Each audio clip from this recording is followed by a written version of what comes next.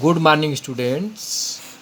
कल हम आप लोगों को इम्यूनिटी प्रतिरक्षा के बारे में पढ़ाए थे और आपको जो है यहाँ तक पहुँचे थे कि आक्रामक से निपटना अथवा एंटीजन को नष्ट करना है। तो जो है निष्प्रभावन के द्वारा समूहन, अवक्षेपण, आपसोनिशन, पूरक तंत्र, यहाँ तक आपको पढ़ाए थे। अब आपका है थर्ड है, इसको जो है आक्रामक को याद रखना। आक्रामक को याद रखना या स्मृत कोशिकाओं का निर्माण, या स्मृति कोशिकाओं का निर्माण।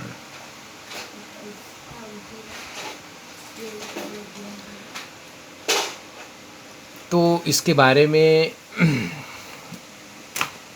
ऐसे समझें कि शरीर में प्रविष्ट होने वाले पदार्थों, बॉडी के अंदर एंट्री करने वाले पदार्थों या जीवों के प्रति प्रतिरक्षा तंत्र की कोशिकाएं स्मृति कोशिकाओं का क्या करती हैं?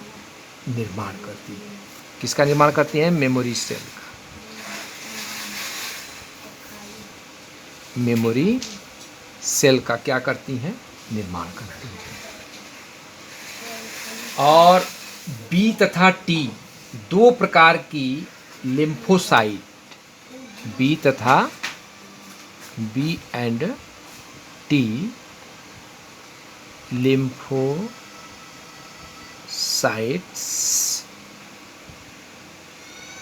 से प्रत्येक एंटीजन या रोगाणु के लिए कुछ स्मृति कोशिकाएं जो हैं उत्पन्न होती हैं, जो शरीर के रुधिर व लिम्फ में सुप्तावस्था में जो है पड़ी रहती है।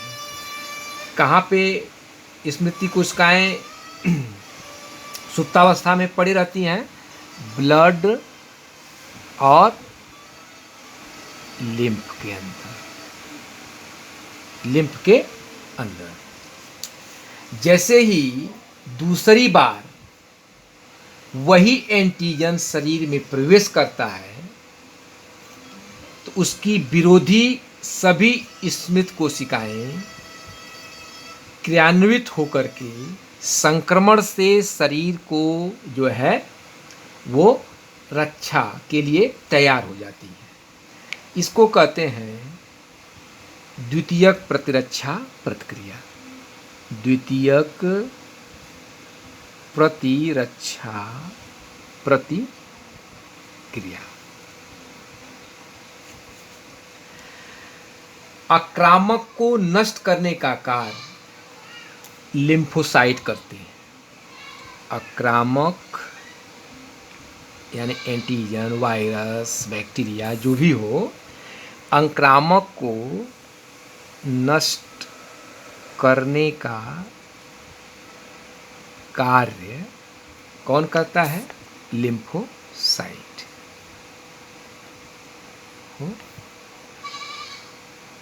साइट करते हैं। लिम्फोसाइट बनता कहाँ है? लिम्फोसाइट जो है, लिम्फोसाइट्स मेड अप ऑफ, यानी ये कहाँ बनता है? लाल अस्थिमज्जा में। यानी कहाँ बनता है? Red bone marrow, red bone marrow, लाल अस्थि मज्जा। ठीक, कहाँ बनता है? लिम्फोसाइट का निर्माण कहाँ होता है? रेड, लाल अस्थि मज्जा में ये बनता है और रुधिर तथा लिम्फ में ये रहते हैं। बनने का काम रेड बोन मैरो में यानी लाल अस्थि मज्जा में लिम्फोसाइट तो बनता है, लेकिन उसका निवास का स्थान कहाँ पे है, लिविंग कहाँ पे रहते हैं, ये लिविंग रहते कहाँ हैं, ब्लड के अंदर और किसके अंदर, लिम्फ के अंदर। निवास कहाँ करते हैं, पाए कहाँ जाते हैं ये, लिम्फ और रुधिर। और ये अपरिपक्व होते हैं। कैसे होते हैं, अनमैच्योर्ड। ये अपरिपक्व होते हैं तथा 2 प्रकार के लिम्फोसाइट परिपक्व होते हैं। 2 टाइप्स ऑफ lymphocytes मैच्योर। कौन कौन से हैं, टी लिम्फोसाइट्स और बी लिम्फोसाइट।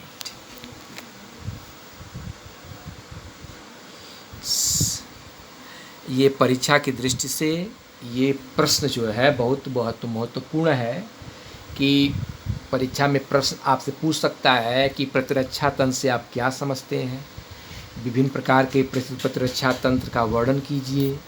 या ऐसे पूछ सकता है कि मनुष्य के शरीर में संक्रमण से बचने के लिए कौन कौन सी सुरक्षा प्रणालियाँ हैं, प्रतिरक्षी प्रतिक्रिया की प्रमुख विशेषताओं का वर्णन कीजिए। इस टाइप से आपका प्रश्न जो है पूछ सकता है और आपको जो है एक अंतर परीक्षा में आपको पूछता है कि सक्रिय प्रतिरोध क्षमता क्या होती है, सक्रिय प्रतिरोध क्षमता और अक्रिय प्रतिरोध क्षमता, या निष्क्रिय भी कह सकते हैं, अक्रिय या निष्क्रिय। तो क्या होता है इसमें कि सक्रिय प्रतिरोध उत्पन्न करने हेतु शरीर में एंटीजन प्रविष्ट कराए जाते हैं। इसमें क्या होता है कि सक्रिय प्रतिरोध उत्पन्न करने हेतु शरीर में क्या करते हैं, शरीर में एंटीजन यानी प्रतिजन प्रविष्ट कराए जाते हैं। प्रतिजन प्रविष्ट कराए जाते हैं।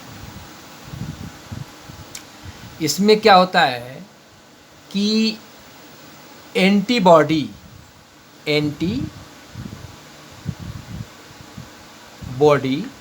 यानी प्रतिरक्षी सीधे ही शरीर में डाले जाते हैं।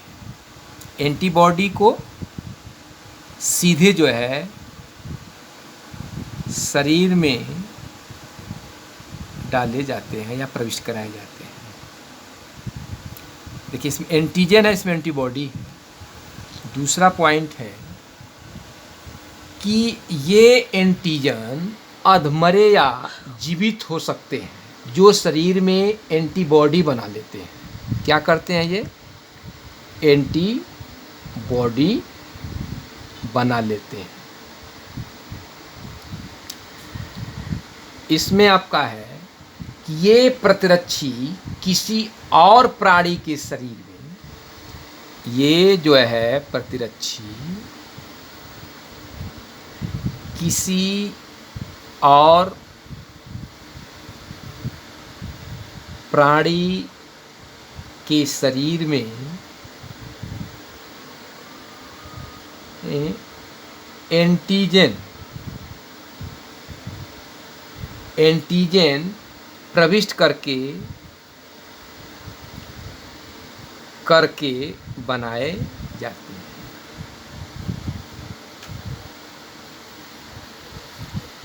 इसमें क्या है कि ये एंटीजन अधमरे या जीवित हो सकते हैं जो शरीर में एंटीबॉडी का निर्माण करते हैं या बना लेते हैं। ये जो है एंटीबॉडी किसी और प्राणी के शरीर में एंटीजन प्रविष्ट करके बनाए जाते हैं। इन एंटीबॉडीज के कारण प्रतिरोध क्षमता उत्पन्न होती है। कह रहा है कि एंटीबॉडी बना लेते हैं तो इन प्रतिरक्षियों के कारण प्रतिरोध क्षमता उत्पन्न होती है। ठीक, इन प्रतिरक्षियों के कारण प्रतिरोध क्षमता जो है उत्पन्न होती है। इसमें क्या है कि इससे शरीर में प्रतिरक्षा तो जल्दी प्राप्त हो जाती है। इससे क्या होता है कि जब प्रविष्ट कराए जाते हैं तो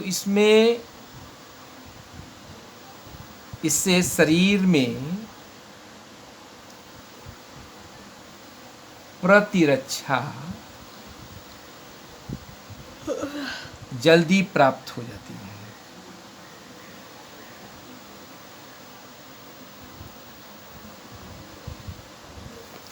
यह क्षमता सक्रिय में क्या होता है कि यह क्षमता उत्पन्न होने में क्या लगता है, समय लगता है। इसमें जो है काफ़ी समय लगता है। ये यानी ये लॉन्ग पीरियड है। यानी यह क्षमता जो है, कैपेसिटी जो है उत्पन्न होने में समय लगता है। यानी बहुत ज़्यादा जो है समय लगता है और लंबे समय तक ये बनी रहती है। इसमें आपका है यह प्रतिरक्षा उसी समय काम करती है, लंबे समय तक नहीं, और ये नष्ट हो जाती है। यानी कहने का तात्पर्य है कि एंटीबॉडी जो होती है, ये प्रतिरक्षा उसी समय काम करती है, उसी समय काम करती है, लंबे समय तक नहीं। यानी इसका लॉन्ग पीरियड नहीं है, लंबे समय तक नहीं करती है, या तो फिर ये नष्ट हो जाती है।